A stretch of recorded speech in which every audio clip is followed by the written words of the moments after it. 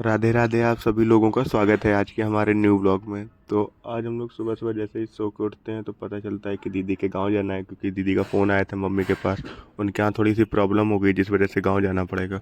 और मम्मी तो जा नहीं पा रही होती हैं तो मुझे ही जाना पड़ता है सुबह सुबह जल्दी निकलने की वजह से। घर से कुछ खा के भी नहीं आ पाए थे।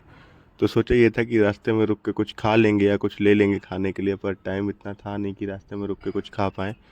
तो ये डिसाइड हुआ है कि गाड़ी में लेके रख लेते हैं और रास्ते में खाते खाते निकल जाएंगे। हल्का हल्का मौसम भी ख़राब हो रखा था तो उस मौसम की नज़ाकत को देखते हुए पकौड़ी लाई गई।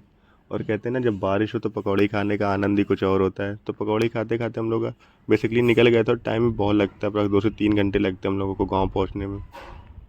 तो जैसे हम लोग गाँव पहुँचने वाले होते हैं, कहते हैं ना कि गाँव जब पहुँचो तो वहाँ की मिट्टी से एक अलग ही खुशबू आती है। सेम फील हो रहा था बिल्कुल। जैसे हम लोग गाँव पहुँचे एक अलग सी खुशबू आ रही थी वहाँ से मिट्टी में, क्योंकि बारिश भी हो गई थी तो हल्की हल्की मिट्टी गीली थी तो बहुत अच्छी सी खुशबू आ रही थी। सबसे पहले हम लोग दीदी के घर गए तो वहाँ पर पता चला कि सब लोग खेत में हैं, तो हम लोग डायरेक्ट खेत आ गए। जब खेत आए तो वहाँ पर देखा कि मधुमक्खी पालन का काम हो रहा था। काफ़ी टाइम बाद देखा था मैंने ये, क्योंकि जब हम लोग छोटे थे तो हमारे यहाँ भी मधुमक्खी पालन का काम होता था।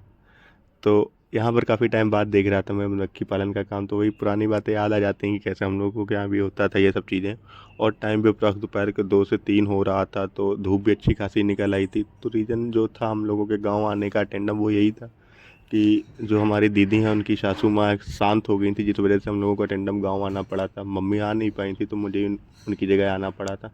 तो आप सभी लोग भी बोलिए ओम शांति ओम, और मिलते हैं आप सभी को हमारे न्यू वीडियो में।